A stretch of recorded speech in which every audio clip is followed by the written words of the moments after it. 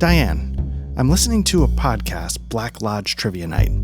I've never heard so many game aspirations in my life. Now I would like to introduce my character for this upcoming hereforth role-playing game. Duluth Gringo is his name, and Spine is his game. Mason Dixon Huckleby, the 12th. I would love if this game, hardcore set in 1962 England, was done with only Southern accents. I mean, that sounds like a challenge to me. Frankly, no, sir, you must be mistaken. I was born in Czechoslovakia. Welcome to Black Lodge Trivia Night. I'll say. We are an actual play RPG podcast, and we are a thespian troupe and scene. Exactly. It's just me, guys. So that's awesome. Tonight we are starting a new round in the rotation, and I will be taking the helm. Yep, we're gonna be can't wait to play Monster of the Week. That's right, we're playing Monster of the Week. Okay, good. Hard pivot. I haven't read the rules. We are going to be playing something called, I am calling it the Circus, which is sort of a term. I don't know if it was coined by author John le Carré, but it is something that is sort of British intelligence has become known. Is MI5 the foreign intelligence or MI6? One is six, home. right? Six is, yeah. okay. Yeah, so I think MI6 has sort of gotten the nickname the Circus. And so rule set's going to be Mythras Imperative, which is from the design mechanism. I'm trying to get it out here. It is free. You can go get it on Drive Through RPG. It's their sort of open license portion of the Mythras rule set. And we're going to be playing it mostly rules as written in the imperative version. I do own Mythras. I own a bunch of crap for them, but we're going to try and stick just with this. But before we get too far, do we want to do a little bit of trivia? I'll say. Here we go. Unless somebody's got something. No. Crossroads of... Very good. Yep, Lobster Pot. The Crossroads of Lobster Pot. I don't, and doorknobs. I actually don't know if we've asked this question before, so I apologize, but so in the show, there is Josie Packard, speaking of doorknobs, and she is married. I don't know why I'm air quoting. She's married, but her husband is dead. How did her husband, Andrew Packard, die? Oh shit! Spoiler alert, he's not dead. But how did he die? I don't remember.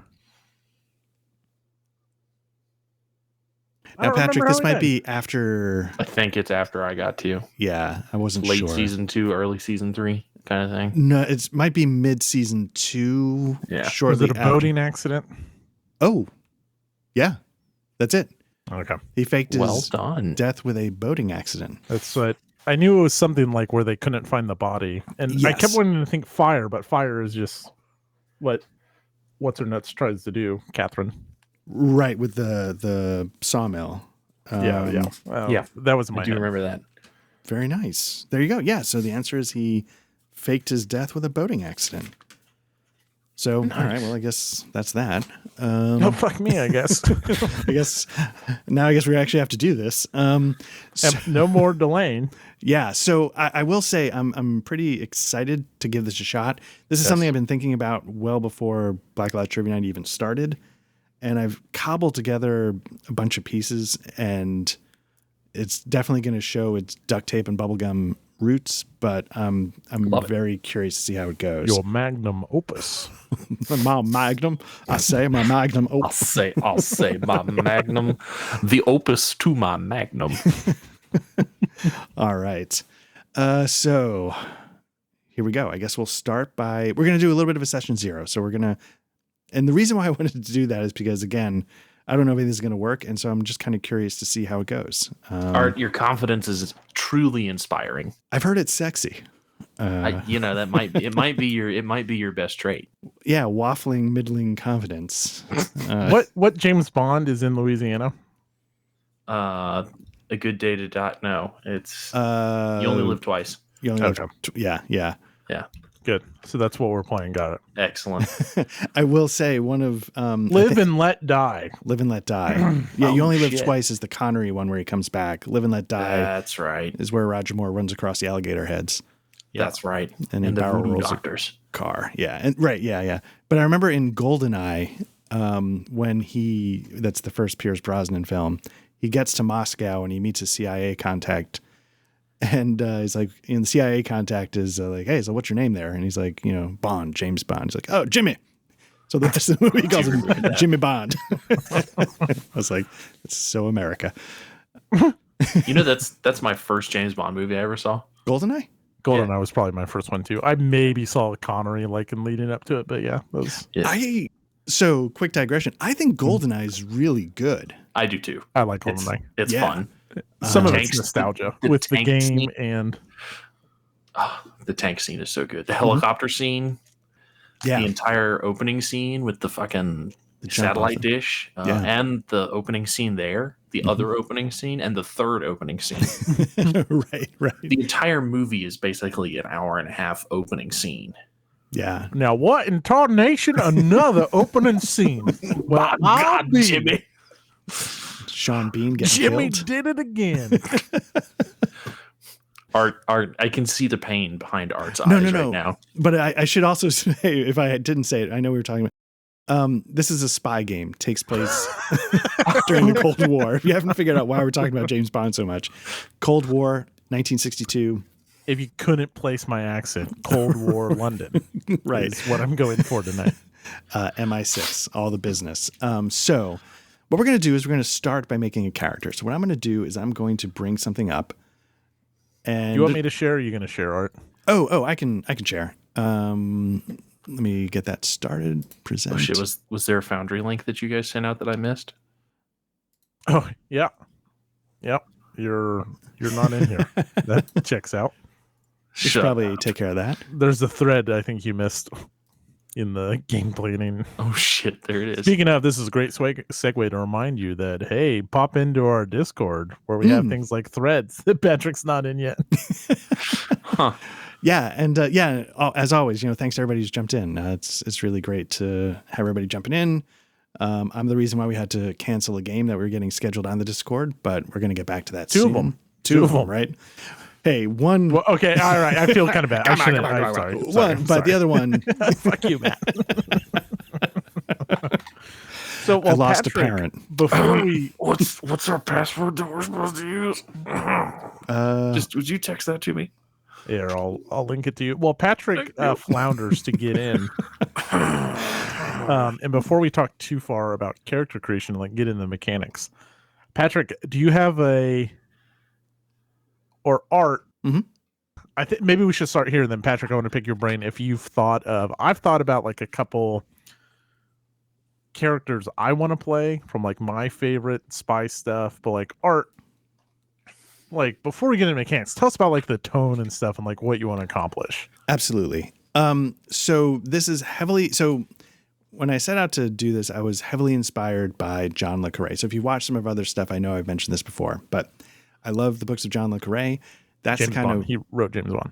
yeah, he writes James Bond and Austin Powers, but the third Austin Powers, not the first and the second. No, Gotcha. John le Carré is probably one of the most respected Cold War era spy novelists. His books tend to be cynical. They tend to be, I guess you could say, talky. They're not action extravaganzas. They're all about the people.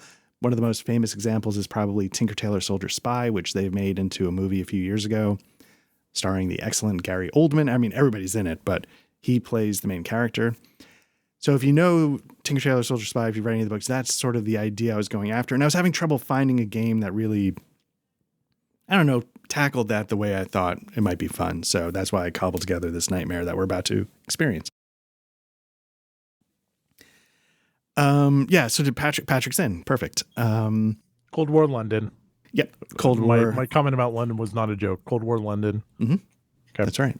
And so if you are at all familiar with the book, The Looking Glass War, some of this will be familiar. That's where a lot of the ideas are going to come from narratively. So what we're going to do is we're going to start by making a character. Now, like I said, there's a couple things This is using the Mythras imperative. So I popped up the PDF. And now, technically speaking, I also, in the compendium tab, Patrick, Matt, I was talking to you earlier about, Patrick, if you go to the compendium tab, there should be 00 _ the circus. Okay. And then under that is journal entries. And technically speaking, there's character creation there, which also might be a sort of a way to do it, because I tried to sort of go step by step. But step 1 is coming up with your character concept. So this is, and if we want to skip this and do the other stuff and then come back to this, I'm fine with it. But this is just how it's listed in the PDF. You said it should be in my journal tab? It's in the compendium tab. I tried to just show it to you. I don't know if that worked. Oh, so there it is. Found it. Yeah. And we don't have character sheets art. Oh, you don't? Okay, let me assign. Did you not pick a color? Oh no, I'm orange. This is Matt. So Matt's. Oh, now I have it. I got it. I picked one. Okay. Black and orange. Nice. And Patrick, did you see your character sheet? Yeah, he picked orange. Yeah. Got it. Orange. Okay. So we've got the 2 players. Yeah. So again, the way the book works, it starts with character concept. But if we're not ready to do that, we can jump to the rest and then come back to the concept. Well, I don't want to derail you, but I'm curious. I do want to know, like, Patrick, have you thought of your spy? No. Okay. Because I have a couple ideas. Like, one is just your typical kind of spy. Mm-hmm. And then there is a wonderful short collection of comics called Velvet, written by Ed Brubaker. And the premise there, if this doesn't throw art off too many things, is the like long-standing lady of the office, the secretary, is like a badass spy. Like her past was she worked in the field. And I kind of thought of doing like my own take on that. Or if we want to play it more to the point, well, I brought my pipe down here. I don't know why I on there, but I can do it more traditional. I don't know what you guys are feeling. It's up to you guys. I mean, I'm happy to see, whatever happens. Like I said, like, I don't know if this is going to work at all. So I say go for it. Yeah, if you want to play the lady, your lady that's an ex-field agent that goes back out into the field, I mean, we can slow horses this shit. Like, well, it doesn't have to be a Velvet 1-for-1 clone, but it's like using that premise. Either it's now when she's active in the field, and it's the Cold War, and then it sets art up for a potential like a 1990s spy thriller where Veronica Sterling is behind the desk, but then she gets called back into service, then it's there, it's set up for him. I don't know. But also I like the idea of just playing like Jimmy a Bond. regular spy. Yeah. I mean, not even James Bond. I imagine like more of a like kind of a nondescript guy, maybe a little at first appearance, maybe a little dorky, like big round glasses, but actually like kind of a secret badass, but like not a ladies' man. I don't want to play James Bond. So those are just kind of what I've tossed around. Okay. I think when we talked about it before, like, I like the idea, and I don't remember what the names of the classes that we talked about before previously in the previous iteration of this. Like, I liked being the information guy on the ground, like the guy who has contacts. Like he's going to go find he knows the Paupers Union or whatever in Moscow, and he can go talk to, Jimmy LaCroix down the street, who's the pimp that he owes him a favor or whatever, the kind of street beat spy guy. Sounds cool to me. If I had to pick. Cool. Okay. So we sort of have ideas in mind for that. So what I'm going to do is I'm going to show you something now, if I can get it to work. Okay. So what I'm going to do is I'm going to show you, or if you have the list of journal entries open, we're going to go to step 1, which is calculating characteristics. So if that popped up for you, basically the idea is you're going to roll 2d6 plus 6 for each stat and align the results as desired. So if you go to your character sheet, you'll see strength, constitution, size, dexterity. Just for the people who actually know Mythras Imperative, this is not how you would normally do characters. Usually you do 3d6 for most stats. Intelligence and size is 2d6 plus 6. But I figured because you're being recruited for MI6, you might be above get that full average. plus 6. Right. Yeah. No, that makes sense. You wouldn't just be exactly average of an 11. You'd be a little above average with an average of 13. So you can click that little button for roll 2d6. Or you can just roll 2d6. Yeah, sorry. Little peeking ahead, because I've played Mythras before. I really enjoyed it. It's a very crunchy system with a lot of, if you do this, you can get like special effects. You have lots of different actions you can do in combat. I really am excited to dive into it. Just like from what I've read, these attributes will shape your skills. So like strength and dex, if you want to be athletic, you want high strength and dex. If you want to, I don't know, dance well, looks like it's dex and charisma. Correct. Yes, so you're absolutely right. Yes, you take 2 stats, add them together, and that provides your starting score for certain statistics. That's absolutely correct. Okay, so I can just roll the macro, right? You can just roll the macro right there. Bam, I got a 15, which is pretty good. Yeah, and then just jot down, I think there's 6 stats in total, and then you can arrange them however you like when you're done. Oh, I can't drag it over? I don't know. This isn't Pathfinder, sir. God. So I got a 14 on my first one. Nice. We need, what are these, 7 of these total? Let's see. Strength, con, size, dex, intelligence, power. 7. 15. So 14. So Art, 15. should I use the token I picked and use black, or should I use the character sheet you named Matt? Does it matter? You should be using the character sheet you named Matt. Okay. Oh. Because I think that'll give you ownership of the character sheet. I don't think. Oh, I edit below for my. Okay. Can I have a character sheet then? Because I'm just using a marker. Huh. 15. Try now. See if you got it. I did. Cool. Lovely. All right. So I have it so far. I have a 14, a 15, and a 16. Nice. Look at you. That's another 15. So, yeah. So one of the reasons why I'm not upset with this is because, as Matt said, we've played a lot of Mythras before. I've done a Days Volt mini adventure with that. I've done M Space, which is science fiction.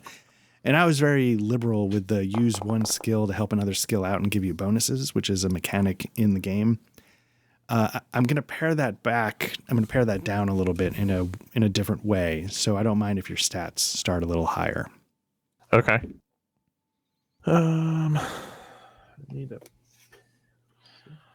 So I ended up with a 14, 15, 16, 15, 10, 12, and 15. All right. So that's pretty tasty, I think. It's pretty good. Yeah. So I guess I should assign some stuff, huh? Mm-hmm. What do I want to be my dump stat?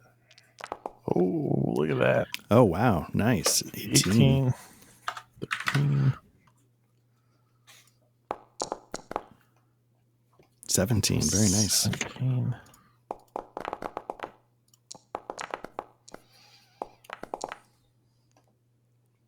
And then it went off the rails. 11, 15, 11. Oh. And you can see from the standard skills, it gives you a basic idea. Like you can see athletics, strengths, dex. Conceal is dexterity, but power. Power is sort of a, in the rulebook, it says it's a measurement of the character's soul, spirit, inner drive, capacity for magic, which we're not going to worry about. But it could help determine luck points. But it's going to sort of be that intangible quality. Like, yeah, sorry. No, go ahead. Sorry, I didn't mean to interrupt. What is all combat strength plus dex? What about firearms? Firearms should be, let me double check really quickly. Boom, boom, boom. Where did I put it? Oh, it's under here. Skills, combat skills, firearms is going to be, strength dex. Okay. Hand to hand, strength dex. So I'm going to put 18 into dex. Whoa, nice.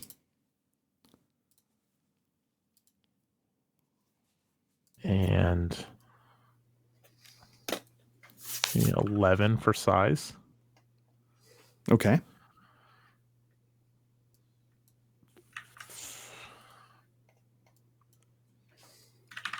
$17 for strength. 11 for constitution. Very nice. And Patrick, it looks like yours are all assigned, right? I think so at this point. I'm just kind of thinking if I need to poke anything around, but as I'm standing here, I've got a 15 strength, 14 con, a 10 size, 15 dex, 15 intelligence, 12 power, and then 16 charisma. Very nice. I think I may plop that 16 somewhere else. What was your intelligence, Patrick? 15. Okay. What was your constitution? 14. Are you, because we're doing this cooperatively? Yeah. Are you wanting to be the bruiser of the group, or are you wanting to be the brains, I guess? Because that's kind of the two roles that we end up falling into in these 3-player leaning Eiffel Towers. What do you have a preference whether I'm thinking like femme fatale? Okay, so you're wanting to be femme fatale. Yeah, which would be more bruiser, but maybe a little more. I can be nerdy, not nerdy. I can be street smarts guy. So I think, I guess I would change my power then. I'm gonna switch my power and my strength. So I'm gonna have 12 strength and 15 power. Very nice. Yeah, and then so you can be Mrs. Excuse me, Ms. Fix it. And you come rescue. That's a widower, Ms. Ms. Widower. You can come rescue me. Ms. Not Miss is what I'm saying. Oh, wow. Wow. That sounds dark and spooky. Like, is this gonna be role playing? Good. Yes. Yeah. Sardis. All right, I'm locked in. I'm going a little bit of charisma, focus on combat, small, low constitution. Okay. Not because she's fragile, but because she's fragile. All right. Like, maybe just like she's more of a glass cannon. Okay. Nice. Okay. I guess I'll put my pipe away for ship the pipe to me. All right. I'm going to pop up the next part, which is background and skills. Okay. Nice. So basically the classes in game you see listed there. There's an analyst, a boxman, a case officer, cleaner, cobbler, inquisitor, Joe, lamplighter, pavement artist, and scalp hunter. An analyst is just what you'd expect it to be. It's sort of like the desk guy who pours through the information. A boxman is agents that specialize in operations that might not be exactly legal. These operations often involve breaking and entering, kidnapping, stealing information, planting bugs, or wiretaps. A case officer is an asset handler, cultivates assets out in the field, convincing them to keep producing. They can be a shoulder to cry on, a supposed friend, or a tough father figure pushing the asset deeper into danger. There's a cleaner, which you probably can guess. It's who you call when not everything goes according to plan in the field. There's a cobbler, who is the person who you go to for fake paperwork, false passports. They're forgers. The inquisitor is someone who knows how to get someone to talk and then knows how to keep them alive to get them to talk more. So they usually are, muscle, but they also have a little bit of medical background because they have to know how far to push people. There's the Joe, which is just your classic field agent. There's the Lamplighter, which handles the technical aspects of spycraft, from electronic surveillance to designing a rifle that can be hidden inside a pair of crutches, which is an Easter egg if you know what I'm talking about. Pavement artists. Pavement artists are experts in boots on the ground surveillance. They excel at establishing stakeout, trailing targets without getting made, and spotting when someone else has a tail on them. And then finally, there's the Scalp Hunter, often former military. Scalp Hunters are the muscle of an intelligence operation. They often serve as bodyguards, provide physical incentives during the interrogation. So they might be, so maybe the other people are the ones that like know how to give you the drugs, the barbiturates to get you to talk. The Scalp Hunter's just going to punch you in the face until you talk. Or perform wet work when needed. So those are the basic classes. So Patrick, I don't remember what we said originally. Like, I think I've shoehorned myself, and Patrick and Art, into Scalp Hunter or Pavement Artist or Joe. Damn it. But okay, but also like a Lamplighter sounds so cool. So we can also like, we could change, right? I don't have to be the femme fatale. I could be the like surprisingly lethal and deadly, but wickedly smart. Like, she's always pushing up her glasses, and she's always got her hair in like a bun. But man, when the bun comes down, she is like, she's knockout gorgeous. Ready to roll. Yeah. What were you thinking? So the one that I was honing in on pretty hard was was Pavement Artist.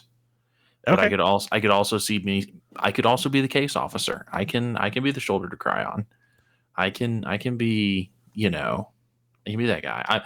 Whichever way you want to go. If you want to be, I want to go punches. Pavement Artist. The more that I read it, I'm thinking more that I would go Scalp Hunter. And I'm really liking the Pavement Artist, honestly. The physical incentive side of the Scalp Hunter. So you're going Pavement Artist. I think so. Oh man, I'm gonna have a really tough time deciding. Hey, what's the Easter egg for? Is it a spoiler about the rifle and the crutches, or just an Easter egg, Art? I think you're on mute. If you know the book The Day of the Jackal or the movie The Day of the Jackal, okay, a sniper rifle inside crutches plays a part in that story. Nice. Not a John le Carré story, but an awesome book, and the movie's really good too. Okay, cool. Does it help me decide? I am terrible at like narrowing these things down. That's why I make so many freaking Pathfinder characters. Hey, you should just roll a die and see what happens. Okay. Femme fatale or kind of nerdy, hot, once she gets in the field, creative, like has some training but would rather be inventing. Evens for femme fatale, odds for other nerdy femme fatale. All right, femme fatale, I'm going Scalp Hunter. Love it. Nice. Yeah, now, I like it too. Yeah. Now, technically speaking, I wrote something here that says if you want to make your own, just pick 8 professional skills, but we don't really know what we're doing yet to, I guess, wing it that much. But I am a scalp lighter. I will light your head on fire while shoving a crutch up your bum. So what you can do, Matt, up your fanny. If you click on Scalp Hunter, you will see the skills. Can I drag those over?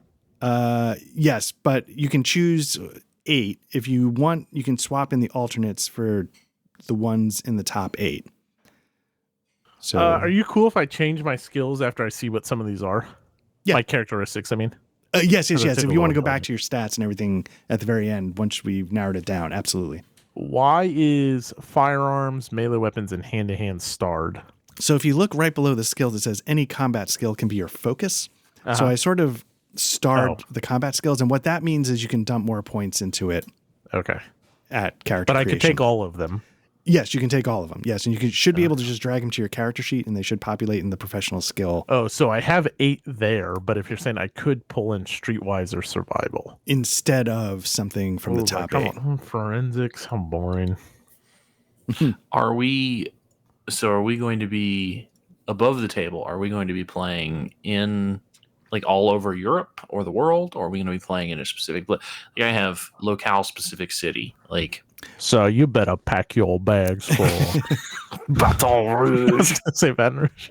Yeah, so like a lot of Cold War stories, it is going to take place a lot in England, but it is going to potentially branch out to other countries in Europe.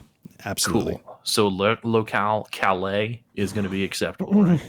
If you want, yeah. Yeah, I'm sorry, Patrick, what did you choose? Pavement artist. Pavement artist. Okay, so I see why you'd pick. Okay, and so obviously, yeah, you just drag it over to your character sheet. Yeah. Hey, I have alternative survival and survival as a skill. Let me take a look. You're cheating me. You're ripping me off. You're a scalp hunter. My character's name will be Madame Tussaud. Madame Tussaud. Oh, I see. Yeah. Survival. What else could a scalp hunter be good at? Seduction. Is medic on there somewhere? No, they wouldn't be the medic. That would be the other one who can keep people alive while they. But I could take first aid just from Yeah, regular first aid, right? You know what? But because they're former military, I bet they would have. Is first aid a. First aid is just sort of standard skill. Okay, I bet they might have some kind of medic if they were former soldiers. What else could they have that would work as a former? Is you know You what? don't need to put some in. I could go with survival. You know what I don't know. should I actually don't know if I like survival, but It should be mil-int because they're former military. oh, okay. So let me swap that out. So there you go. Thank you.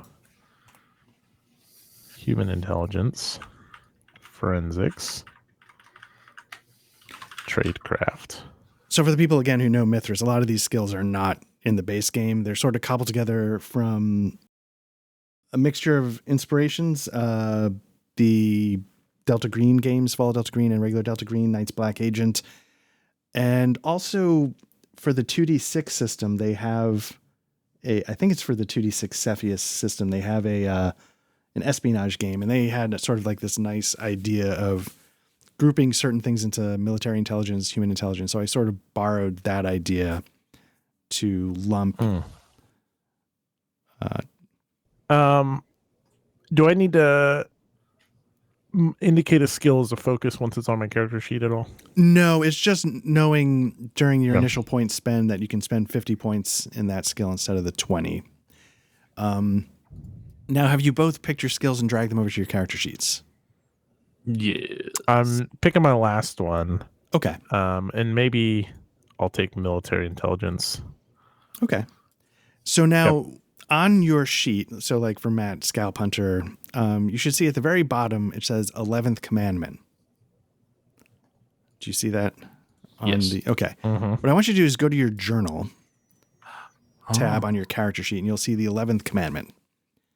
And what I want you to do is I want you to copy those dice values over. So if you sort of hover over the area, you should get like a little pencil in the upper right corner. That should make it editable. And you should be able to bring those over. Nice. I'm done. So what these are is these dice sort of represent in a vague way stuff that your character has. Like, does it, you know, like, so like Matt, you are a scalp hunter. So you're probably really not amazing at relationships. You probably don't have a lot of assets, but you're probably good at other things like being able to come up with resources because you're ex-military, stuff like that. Compromat is sort of, if you know spy stuff, compromat is the amount you can be compromised. So the way things work is these are all going to be sort of descending dice things. You know, as they get used up, it goes from a D12 to a D10 to a D8 to a D6 to a D4, then you're out. Compromat's the exception. It goes up. The more it goes up, the worse it gets, but it's more useful. And if you get to a D20 and you screw up at that level, your character's gone. You've been compromised, you've been killed, you've been arrested, you've been something. So when I've said in Mythras, you're able to use one skill to enhance another, we're not going to do that. But what we are going to do is we're going to use these 11th commandment dice to be the enhancement. So if you can tell me, say, for example, you want to try and accomplish something and you can sort of come up with a narrative way of like, and I sort of cover whatever, blah, blah, blah. I'll say roll 1d10. That's going to be your enhancement value. If you want, you can say, I want it to be a 10. Just give me a guaranteed 10. But that means it drops down to a 1d8. If you roll the 1d10 and you get a 1, it's sort of like a fumble. It drops down again. So those are the two ways it can go down. You can raise it back up by spending experience points if you don't put those into skill rolls. Again, the compromat, if you screw up, it goes up and it goes up again and it goes up again. And again, you can do the same thing where like compromat die, I want to make it a D12. Give me a 12. I'm going to make it go up. Once you get to 20, I think it's an 18 to 20 is when it blows. It's not just a 20, but I have to double check that. Yeah, you have 18 to 20 here. Yeah. So, but that's the basic idea. So it's sort of like in Delta Green, they have this whole like assets and bonds or something like that, which is a really cool system. But yeah, I wanted something a little simpler and quicker and a little more vague. No, it's cool. I like it. I like it a lot. So we'll see if it works. I don't know. It might not. So now that we've done that, we're on to skills. Now, if you go next to the list of players, there should be like a little folder for macros, browse macro directory. Yep. You're going to want to grab a couple. Grab the D100 roll V10. Grab Nick's skill point distributor V10. Actually, are you seeing these? No. Okay. No, I see dog bones zones. That's okay. So let me make sure. Observer. Now I see D100. Okay, so make sure drag that down to your macro bar. Actually, you're going to be using that a lot. Where is this? Down on the bottom next to your name, next to Patrick, there's a folder. Oh, I see. There it is. Gotcha. Thank you. No problem. So yeah, I'm going to sort of make available the ones I think you should grab and pull down to your macro bar. Let me see if this one... I'm going to put this special effects wizard, but I don't know if we'll really need it, but I'll make it available just in case. Okay, so if you grabbed Nick's skill point distributor, it should hopefully streamline spending. Nothing comes up when I click it. The only one that comes up with something is the D100. The others don't do anything when I click them. Okay, so what I'm going to do is I'm going to bring... hopefully you see like your little icons on the screen. Try clicking your icon and then try clicking Nick's blah, blah, blah. Yep. Got it. Okay, cool. So you have 350 points to spend. Okay. And so the way this is supposed to work is you just dump points into them. It should show you the total up top. When you're done, you click update skills on the bottom. It should transfer it all to your character sheet. And remember, it's 350 points, and so Matt, you can make any combat skill go up by 50. Anything else can only go up by 20 at most. Okay. Patrick, what was yours again? Pavement artist. Pavement artist. You can do streetwise and surveillance. So it's only one, streetwise surveillance, or you can take the regular skill drive as your focus. And we do passions after this, so I don't need to worry about points for passions. Don't worry about passions at all. Passions are going to get sort of wrapped up in the dice, the 11th commandment dice. So no passions. Do I need an 85 in firearms? Yes. Just so you know, I'm going to show this one more time to everybody. One of the things you can do is you can add skills. So if you want other skills, spend 10 points to get it to its base level, and then you can spend it like normal. You can also change your dice, your 11th commandment die values, and It's 5 points to go from D4 to D6, 10 D6 to D8, 15 D8 to D10, et cetera, et cetera. Oh, so I could buy some professional skills. Can I buy Yes. professional? Okay. Oh. Yes, you can, or you can also pay to lower your. I'm going to show you this as well. You can pay to lower. Can you pay to lower your compromise? It's just the opposite. 12, 9, 6, 3, 1. Yeah. Oh, that's XP. Oh, Leave the compromise die to start. We'll worry about that later. Whew. I guess if I buy a skill, I just need to remember that I spent 10 or whatever. Yeah, I would add it. Yeah. I just then knock myself down to the 340. What would it be cool to have? Ooh, acrobatics. Mm-hmm. Seems good for a femme fatale. Nice.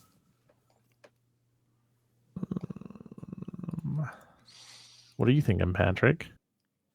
So, I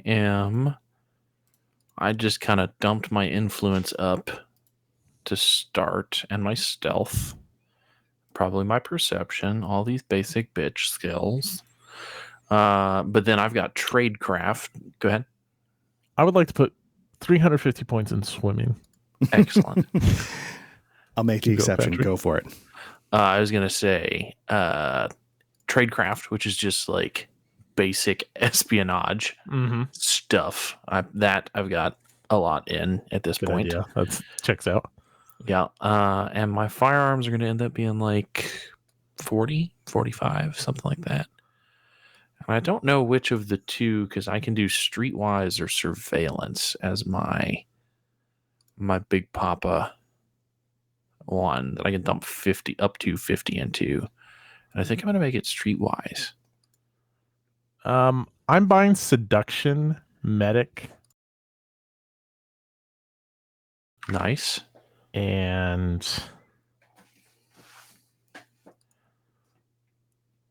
forgery would be cool.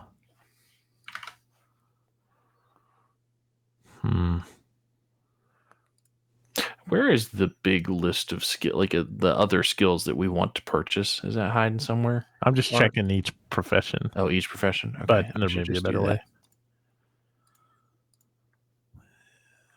that. Engineer will be cool. Oh, disguise. And you said, I'm sorry, we could purchase up to 10 of that, correct? It costs 10 to buy them. 10 to buy it, and then we can have... Art, you're muted again. Sorry, there's things going on. So yeah, it's up to it spends 10 to get it on the character sheet, and then you can go up to 20. You can spend 20 points on it. Okay. I'm going to buy human intelligence. That's going to be a thing that I buy. From the case officer. We're going to multi-class into case officer. So that's 10. How often is Art going to give me an acrobatics roll? Often. Art's a generous GM. Oh, Art, I don't have acrobatics. Oh, just go ahead and roll athletics. That's close enough, right? Same thing. Yeah. Yeah, I'm pretty much a pushover. And I also, again, I have no idea. Like in my head, John Le Carre's story is a certain kind of story, but you guys can approach things however you want. So I'm wondering, Patrick, do we need to cover all our bases? Do we need to pick up things like lockpicking and Probably is my guess. But that's covered under, I think my tradecraft covers that, doesn't it? it's a separate skill, but what do you think, like lockpicking a basic lock, but maybe not lockpick it, Cracking safes. Yeah, what would you say, Art? Is tradecraft going to cover the basic? Of lockpicking? No. Yeah. So tradecraft represents general techniques of espionage, setting up dead drops that go unnoticed, placing microdots under a stamp, successfully pulling off a flap and seal, unopened mail, etc. Use this as a potential catch off a spycraft if another skill does not present it. So if you're trying to pick a lock, there's the skill lockpicking. But if you're trying to do like a undetected, dead drop, You are so unfair. Who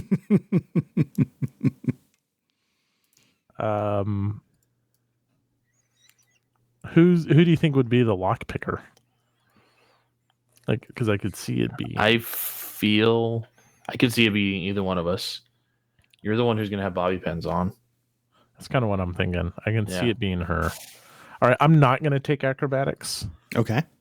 And I'm gonna do seduction, medic. One and the same. Seduction medic. A seductive medic. All right. As soon as I can find it again. There it is. So I have 320 left. Okay.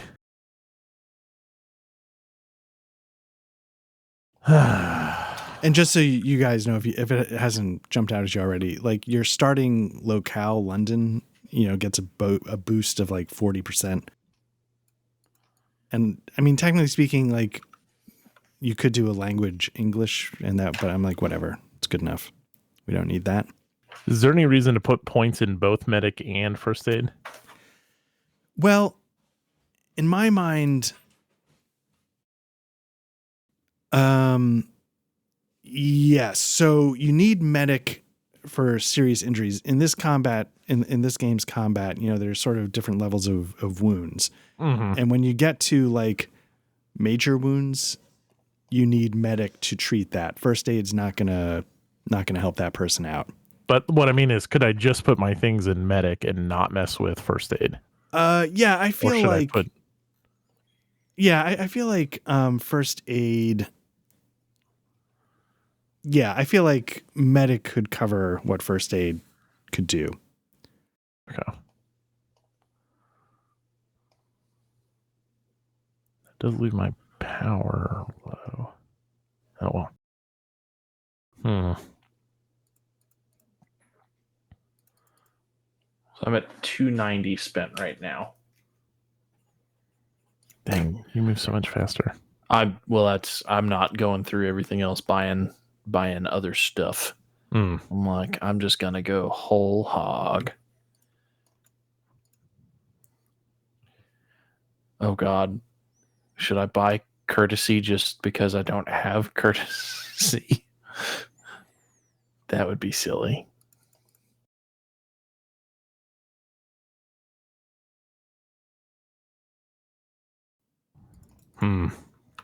Courtesy could 20 be is the max in every skill except for firearms, right? Correct. Yeah, courtesy could be useful, as I could see in some capacity bureaucracy. Who's got bureaucracy? I see. I found it. Let's add bureaucracy because that seems like it's going to be important. And I feel like that fits your character, what you've described. So we'll add some bureaucracy. So I spent another 10 there. And I'll add research as well. Because why? Where can you have the most fun? At the library. Are you driving, Patrick? Yes. You took driving? I put some drive in.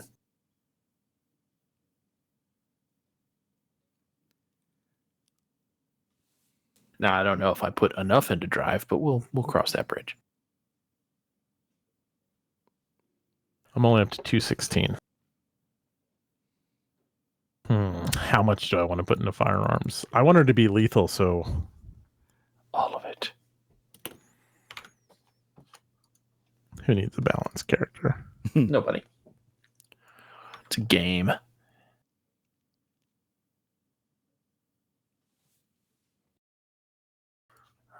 There's another 15, so that puts me 325.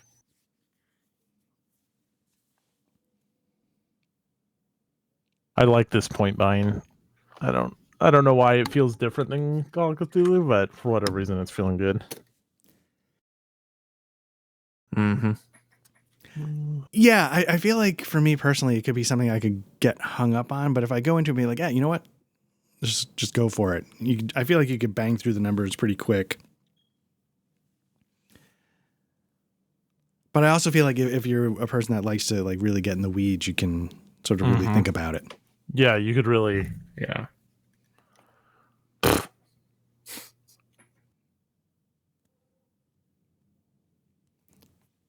Are you going to take, because I'm taking drive, are you going to take ride? I don't think that means what you think it means. Maybe you should take it even more so now.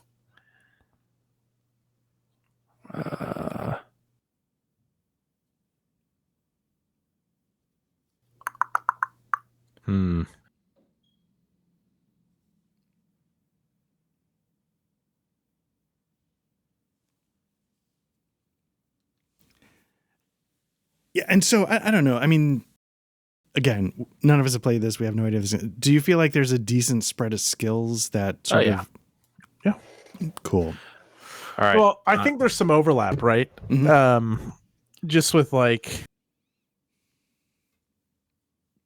influence and seduction. I mean, obviously you can't seduce everyone you come across. Like, I get it. There's a different. I would like to seduce my grandmother. I have completed my point buy. Very nice. Looking good. So 350 points into less what you bought. Ride. Yes. Less what I bought. Okay. I'm sitting at 320 and I bought 3 skills and I think I'm good with this. Cool. All right. So it looks like it seems like the macro transferred the values over to your character sheet. So it looks like nice. That's good. Yeah, I gotta say that's obviously, as you saw, it's added. Like if you play them for people who use Foundry, and if you get into Mythras, definitely download the module, the Dogbone Z. Really, really useful. So people are rolling dice. You can sort of see, for the people who don't know, the way this game works is you set if you play Call of Cthulhu, it's very similar. You set like a difficulty level. Is it hard? Is it standard? And then, you roll and you see how it goes. I think very easy might double. It's very complicated. I wish there was a way. There's a simplified version in Mythras Imperative where like it's like a +40, +20. It's much simpler instead of like dividing by 5 or whatever. But I don't know if Foundry's Mythras module gives you the option. But now if you choose, if you want to pull up your skill roll V10, and just so I can show you how it works when the time comes, you'll see like a little window pops up and it says, you set the difficulty of the roll, you choose the skill you want to roll. And then if you're going to use your commandment dice, you click augment skill, and then we're going to put a custom augment value in based on, say, you rolled a D12 and you got a 4. So we would change that to a 4. So if I was going to use my covers, which is a D10. Right. And you're like, Matt, give me a seduction roll. And I'm like, oh, well, one of my covers is I'm a... Go on. A go-go dancer. Okay. Yeah. So then you can sort of see, that's how that macro works. The D100 roll V10 is just I asked that just in case we need like a, give me a roll on a 45, and then you can just sort of set like the basic number and roll against it. But anyway, so that should be basically everything we need. Now, so if you're curious what the 11th commandment is for the people that don't know. So Art, real quick, before you talk about the 10%, I don't think is coming through. Like I rolled a 57, right? But the 10%. So does the 10% change the target I need to hit? Yes. So if you look at the target, it's you on standard. You need to hit a 60, even though your skill is a 50. Okay. So it's not showing me that extra D10. I got it. Yep. Right. So when the time comes, I'll say, hey, roll a D10 by, going down to the dice tray below the box. And then you would see what you rolled. In this case, roll a 10, and then you can add that number into the. Okay, so you can't set it to roll it with it. You gotta No, pre-roll no. it. Got it. Yeah, just Got because this is all me making it up as I go along, so this is not going to be built into Foundry. And yeah, the 11th commandment is just one of those things. As I was googling around and researching spy shit, it's just thou shalt not get caught. That is what the 11th commandment is for spies. And do you go down if you fail, or do you go down if you roll a 1? If you roll a 1 on the commandment die, or if you say, I want the max value, Or guaranteed. if you want the max, right. Yeah. So if I'm using covers, just because I failed doesn't mean I blow some of my covers and go down. I need to. Okay, cool. No, not at all. Love it. So, and that is basically your character. So the last couple of steps are just sort of technicalities. Okay. It's coming up with your name. Your homelands should be probably England in this case, but if you want to be, I don't know. The trick is, I don't know if you would be an English spy if you were anything else. Right. But I guess. Oi, corker! You could be Aussie, you could be Canadian, but that was my Scottish accent. You could be sorry, Scottish. I didn't catch it because I was on mute. But I guess if you wanted to play like German, I forget what they're West German. I forget what they're called. BDR. I forget what there's called. GD. I don't know. But yeah, and then for height, weight, just tall, average, short, just so we have a basic idea, and then pick handedness, even though. Technically speaking, like Matt mentioned, the combat can be crunchy. Handedness can matter in melee. Oh, shit. I forgot to put points into handed. No, I put points into handed. Where do you put handedness? Is it on the character sheet? I thought it was on the character sheet. No. I don't see it. Just put it under culture. Just put right hand, left hand. I thought it used to be on the character sheet. Culture, right or left. Double meaning. Social class, Cockney. Does it let you, for the height, does it let you put letters, or does it let you only do numbers? I was able to put average in there. I was able to put tall. Cool. Nice. But she's actually short, so. Okay. Well, thank you for that insight, Matt. Now, why? Oh, hell yeah. Let's see. What's my social class going to be? I think he's going to be a poor boy. He's just a poor boy from a poor family. Yeah, I guess in this game, like a social class could did you come from Eton, or, are you just like a street urchin that worked his way up? All right. I'm down to, so I am a pavement artist from England, which I'll find something more than just Englander. Maybe I'm going to be from Cornwall. Nice. Poor Cornwall. I'm right-handed. I'm average and lithe. I'm 28. So now I just need to come up with a Cornish name. Yeah. Name. And we can go from there. I'm going to be playing Veronica Sterling, and she is from Oxford. Okay. Now, she doesn't have traditional military training. Basically, she was a student at Oxford, kind of handpicked and groomed to be like a very unsuspecting lethal weapon utilized by, I assume we're working for MI6. That's kind of what I'm thinking. Yeah.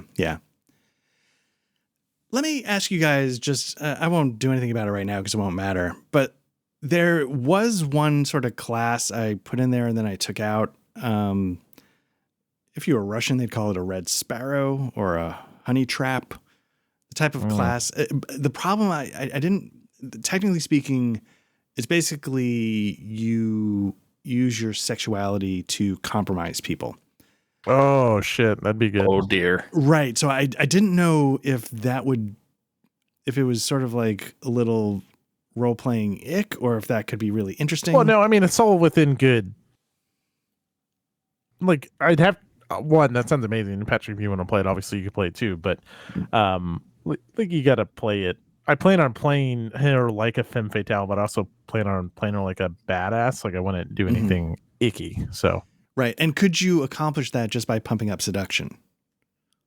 I don't know. We'll find out because I pumped up seduction plus 50. I don't know. Like it would maybe allow me to drop some skills I don't really want, like human intelligence and military intelligence. Okay. But you don't have to put it back in, but that's up to you.